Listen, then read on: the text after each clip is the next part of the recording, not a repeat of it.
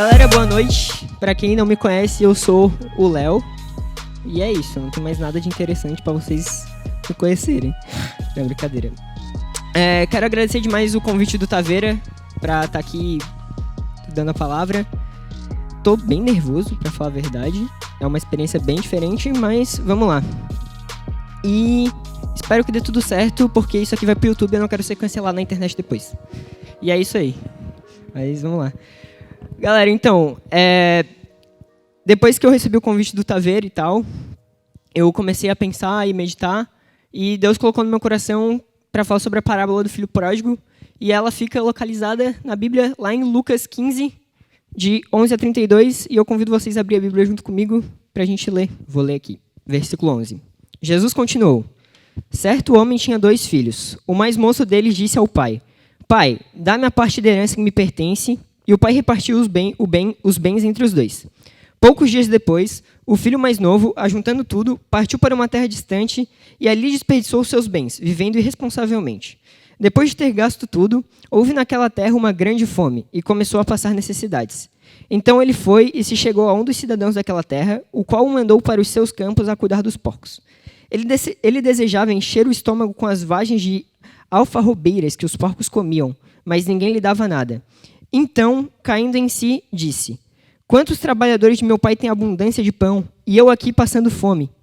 Eu me levantarei, irei com meu pai e lhe direi: Pai, pequei contra o céu e contra ti. Já não sou digno de ser chamado teu filho. Trata-me como um dos teus trabalhadores. Então, levantando-se, foi para seu pai. Quando ainda estava longe, viu seu pai e se moveu de íntima compaixão e, correndo, o abraçou e o beijou.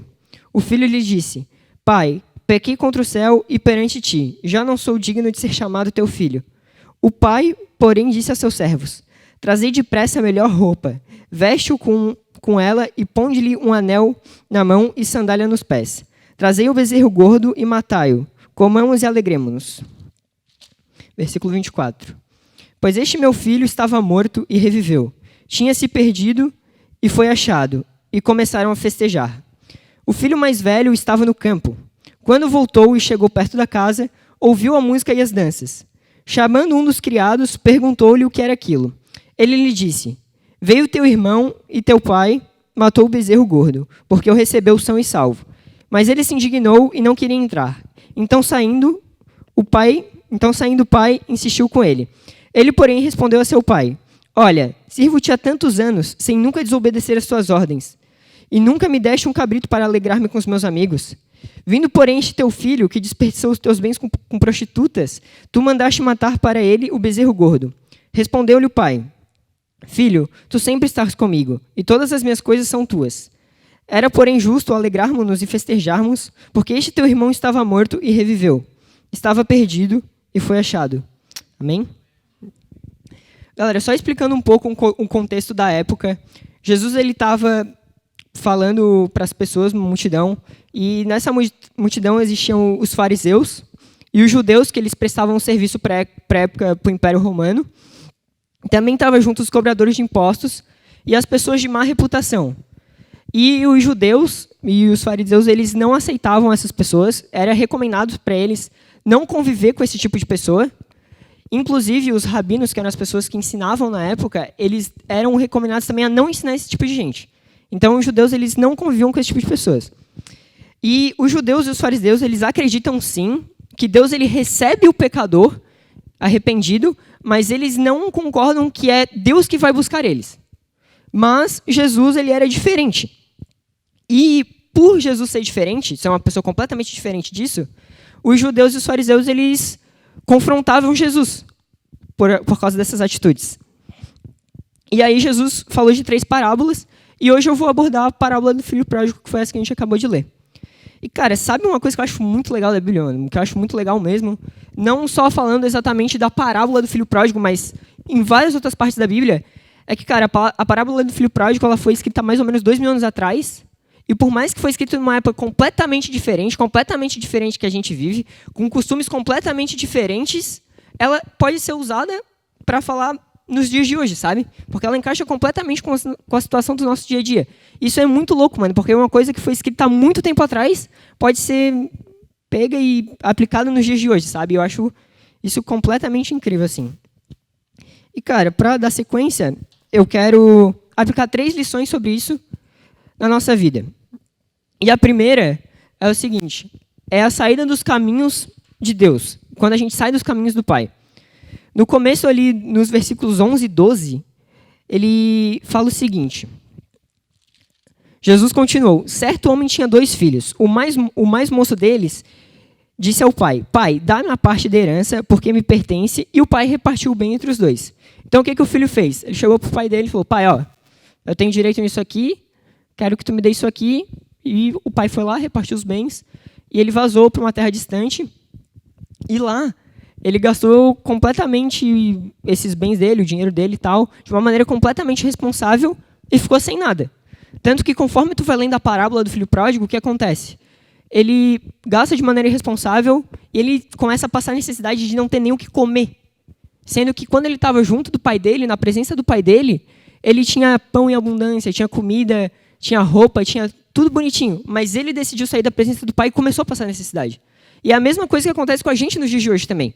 Quando a gente decide sair da presença de Deus, de perto de Deus, por querer fazer os nossos próprios desejos, as nossas próprias vontades, é isso que acontece. A gente cai num mundo de ilusão, onde a gente acha que os prazeres que a gente vai sentir momentaneamente, porque nada desses prazeres das nossas vontades próprias são coisas eternas, vão te causar um sentimento vazio, assim, porque depois que aquela sensação passar, tu vai ver que tu não tem mais nada. Tu simplesmente tá na lama, tá no chão. E eu acho isso muito louco também. Como não estar perto de Deus, não estar na presença de Deus, faz tu cair de uma maneira incrível, assim, tipo, completamente no chão, sabe? De não ter mais nada. E eu anotei uma frase que é o seguinte, viver longe da presença de Deus é a mesma coisa que tu pular de um avião sem estar usando paraquedas. Por quê? O que acontece se a gente pular de um avião sem usar paraquedas? Cara, a gente vai estar numa queda livre de sei lá quantos pés de altura, vai bater no chão e pum, morreu. Não tem mais o que fazer, mano. Já era. Agora, se tu tem um paraquedas, cara, tu vai abrir o paraquedas, vai pousar bonitinho, vai estar salvo. E esse caiu o paraquedas no caso é Jesus, mano, é Deus, sabe? Então tu precisa do paraquedas para pular de um avião, porque senão tu vai morrer. E a mesma coisa a gente no nosso dia a dia. Se a gente vive uma vida longe de Deus, longe da presença de Deus, é isso que vai acontecer, cara. Vai chegar uma hora que tu vai cair no chão e tu vai morrer. Então tu precisa de Deus para continuar vivendo a tua vida. E, cara, então, tipo, uma coisa é fato.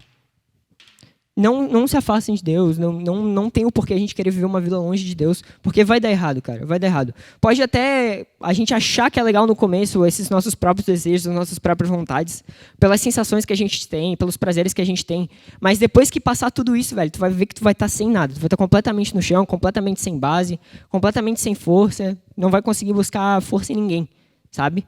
E é isso. E o segundo ponto que eu quero abordar... Ah, não, pera, volta, que eu esqueci desse versículo.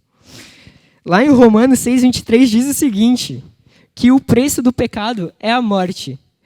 E o que ele quer dizer com isso? Que, cara, toda essa vida pecaminosa que tu vai estar tendo, que tu vai estar vivendo, isso não vai valer de nada. E tu só vai estar pecando, vivendo em pecado, e o preço do salário, o salário do pecado é a morte. Então vai acabar que tu vai morrer. É isso, basicamente. O segundo ponto que eu quero abordar é precisamos reconhecer o nosso erro. Lá no versículo 17, ele fala o seguinte, então, caindo em si, disse, quantos trabalhadores de meu pai têm abundância de pão, e eu aqui passando fome? Então, o que aconteceu? O filho sai da presença do pai, ele gasta o dinheiro dele de uma maneira completamente irresponsável, e ele fica sem nada. Aí, ele vai buscar falar com os cidadãos da cidade, para querer trabalhar, e aí eles mandam ele lá trabalhar com os porcos e tal, no meio dos porcos. E, cara, ele tem vontade de comer a comida dos porcos, mano. Sendo que naquela época, os porcos eles eram considerados animais impuros, sabe? E, cara, aí, o que aconteceu? O filho tá lá, junto com os porcos, na lama, sem nada, todo acabado. Ele fala, cara, pô, quando eu tava junto com meu pai, velho, eu tinha tudo, mano. Tinha comida, tinha roupa, tinha um lugar para dormir, tinha tudo. E agora eu estou sem absolutamente nada. Então, o primeiro passo para a gente voltar a seguir os caminhos de Deus, é a gente reconhecer o nosso erro. A gente precisa saber onde é que a gente errou, precisa saber no que a gente errou e entender isso. E foi o que ele fez. Quando ele caiu em si, ele falou o que está escrito no versículo 17, que na casa do pai dele ele tinha comida em abundância, tinha roupa, tinha um lugar para dormir e tudo mais. O segundo ponto que eu quero abordar dentro disso é a gente analisar a nossa realidade atual. Porque depois, nos versículos 18 e 19, ele fala o seguinte: eu me levantarei, irei ter com meu pai e lhe direi: Pai, pequei contra o céu e contra ti. Já não sou digno de ser chamado teu filho. Trata-me como um dos teus trabalhadores. E, cara, o que eu quero falar com isso? Tu precisa analisar e saber que caminho tu tem que seguir para voltar para perto da presença de Deus, sabe? Porque foi exatamente isso que ele fez. E, a partir daí, ele vai buscar reconciliação com o pai dele. Depois que ele analisou a vida dele, viu que ele estava sem nada e que ele precisava estar de novo na presença de Deus, nesse caso, na presença do pai dele, que nem consta a parábola, ele vai e analisa isso e vai ao encontro disso. E aí que vem o terceiro ponto. A gente precisa se arrepender. Porque ele vai com um sentimento de arrependimento mesmo e um arrependimento verdadeiro. Não uma coisa da boca para fora, sabe? A gente precisa se arrepender de verdade mesmo. E ele se arrepende e fala: Pai, pequei contra ti e contra o céu. Já não sou digno de ser chamado teu filho. Aí o que acontece? O pai dele está lá de braços abertos, manda matar o bezerro mais gordo, eles festejam, dá as melhores roupas para ele, coloca as sandálias no pé dele e ele volta para a presença de Deus. Cara, e isso é incrível, mano. Incrível. Como a gente vive uma vida pecaminosa e tá vivendo nos caminhos ruins, mas, cara, se a gente se arrepende de verdade, Deus vai estar lá, de braços abertos pra gente. Mas isso não pode ser da boca para fora, tem que ser de verdade. E aí eu anotei essa frase também, que diz o seguinte: o que faz a gente voltar para a casa do Pai é saber como é viver na casa do Pai. E o que eu quero falar com isso? Cara, ele saiu da presença do pai dele. Aí o cara gastou tudo que ele tinha de uma maneira completamente irresponsável. Aí ele ficou sem nada. E ele lembra: cara, quando eu estava na casa do meu pai, cara, eu tinha tudo. E é isso que faz a gente querer voltar para a casa de Deus, sabe? Porque quando a gente está fora e a gente está vivendo uma vida pecaminosa, mano, a gente não tem mais nada. E a gente lembra que quando a gente vivia com Deus, a gente ia continuar passando dificuldade, ia passar por tribulação, mas Deus estava junto com a gente e a gente passava por essas tribulações. Mas quando a gente está fora dos caminhos de Deus e acontecem as mesmas coisas, a gente não tem força para continuar. Porque a gente não tem onde se apoiar, não tem onde buscar força, sabe? E eu acho isso incrível também, mano. E Atos 3:10 fala o seguinte: arrependam-se, pois, e voltem-se para Deus, para que os seus pecados sejam cancelados. E é exatamente o que eu estava falando. Se a gente se arrepender de verdade, ir até Deus e pedir pedir um perdão verdadeiro, assim, se arrepender de verdade mesmo, Deus vai estar lá, de braços abertos para ti, vai te exortar, o Espírito Santo vai falar contigo, ele vai te ajudar e tu vai se reerguer de novo, e tu vai voltar para perto de Deus e perto da presença de Deus. E, cara, o terceiro ponto que eu quero abordar, aí eu não estou falando sobre o filho mais novo, mas eu estou falando sobre o filho mais velho. Que ele diz o seguinte: o filho mais velho, quando ele vê que o irmão dele voltou para casa, ele fica indignado, porque o pai mandou matar o bezerro mais gordo, deu as melhores roupas para ele, deu tudo para o filho porque ele voltou, ele estava caído, estava morto, mas ele ressuscitou, mas ele reviveu. E, cara, não sejamos nós, eu, tu, todo mundo, não vamos agir que nem o filho mais velho, cara. Quando a gente vê que tem um colega nosso, um amigo nosso, alguém próximo da gente, ou às vezes nem alguém próximo, mas alguém que caiu, mas está querendo voltar para os caminhos de Deus, ao invés de a gente olhar para aquela pessoa e falar: cara, o que esse bicho está fazendo aqui, mano? Tem nada a ver, o bicho está aqui e tal. Olha a vida que ele tinha. Não, cara, olha aquele cara, e tu que está forte, tu que está dentro da igreja, tu não tem que desprezar ou, sei lá, criar um sentimento de ranço do cara, ou falar mal, destratar. Não, mano, ajuda o cara a se levantar junto contigo. Puxa ele para perto de ti, sabe? Que foi o que o filho não fez. Que ele se indignou. E cara, é uma atitude completamente errada, assim, sabe? E a gente precisa olhar com um olhar de compaixão, assim, pelo nosso próximo. Porque o cara, ele estava fora, não estava na presença de Deus, estava longe de Deus, vivendo uma vida que não fazia sentido, mas ele conseguiu analisar a vida dele, reconheceu o erro dele, ele falou, não, cara, eu preciso voltar para casa do pai. Então, vamos ajudar o cara a voltar para casa do pai também. Vamos ajudar ele a se fortalecer na casa do pai de novo, sabe? E eu anotei essa frase aqui. Estar do lado do pai não significa estar perto do pai. Estar perto tem a ver com se alegrar com a alegria do outro. E é bem intuitiva a frase, mas explicando melhor, quando tu se alegra por ver o outro feliz também e ver que ele está conseguindo, de novo, andar nos caminhos de Deus, isso é motivo de alegria para ti. E isso faz tu também ficar perto da presença de Deus. Faz com que Deus se alegre contigo também. E, cara, eu anotei um texto de Lucas 5, 31 e 32, que ele diz o seguinte: Jesus lhe respondeu, não são os que têm saúde que precisam de médico, mas sim os doentes. Eu não vim chamar justos, mas pecadores ao arrependimento. E o que ele quer falar com isso? Cara, as pessoas que precisam de Deus, claro que todos nós precisamos de Deus, né, galera? Entendemos, né? Isso, com certeza. Mas que as pessoas que estão fora da igreja, elas precisam ser tratadas. É que nem a gente quando vai no médico. Se a gente vai num médico e a gente está bem, não tem por que a gente ir no médico. A gente vai no médico quando, sei lá, a gente está com febre, está passando por algum sintoma estranho, não sei o quê. Aí a gente vai lá se consultar para ver o que a gente tem. E quando um cara está doente, fora da igreja, ele vem buscar... vem se medicar dentro da igreja, é a mesma coisa. Ele vem buscar entender o que está acontecendo com ele e ele vai, sei lá, fazer, por exemplo, um tratamento, podemos dizer assim, para ficar bem de novo, para cuidar dele e assim ele poder voltar a ter toda aquela vida que ele tem perto da presença de Deus, perto do Senhor. E deixa eu ver o que mais. Uma coisa que eu acho legal é a gente sempre fazer diferente. Então, não seja que nem a maioria das pessoas, sabe? Olha o teu brother caído, mano. Puxa o cara pra perto de ti, faz um estudo bíblico com ele, ajuda, sei lá, ora por esse cara, chama ele para frequentar a tua casa. Não necessariamente, às vezes, tu precisa fazer alguma coisa só envolvendo igreja, mas só de trazer o cara para perto de ti, para ele voltar a ter os costumes de, sei lá, mudar as coisas que ele diz. Se é um cara que, por exemplo, fala muito palavrão, puxa o cara para perto de ti para ele parar com esse costume, sabe? É uma maneira dele se fortalecer dentro da igreja também. De parar com as práticas que ele tinha para essa mudança de vida dele e ele cada vez ficar mais forte no reino de Deus, sabe?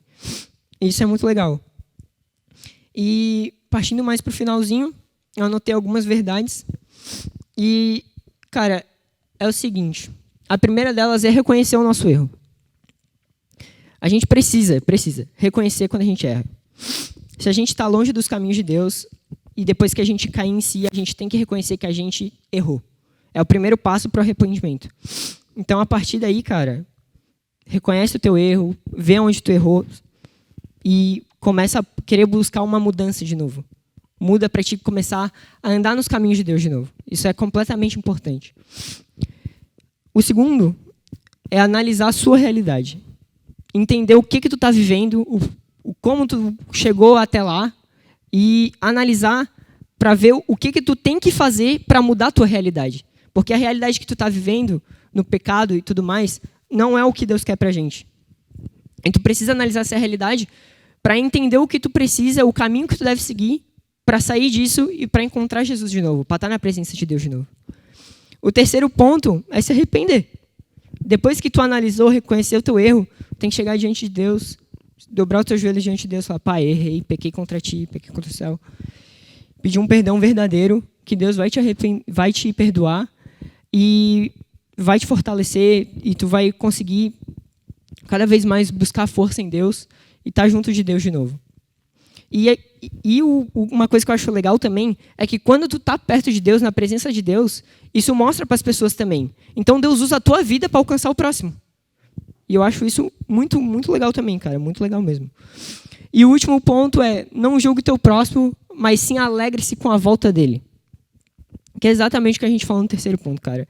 Ver o teu brother, ver teu amigo, ou alguém que tu nem tem muita intimidade, mas tu vê que tá voltando para a igreja, e tu vê que o cara não era assim. Cara, vai lá, cumprimenta ele, puxa ele pra perto da galera, pra life, pra jump, sei lá. E pro cara se fortalecer cada vez mais dentro da igreja, sabe? E é isso, galera. Espero que Deus tenha falado com vocês.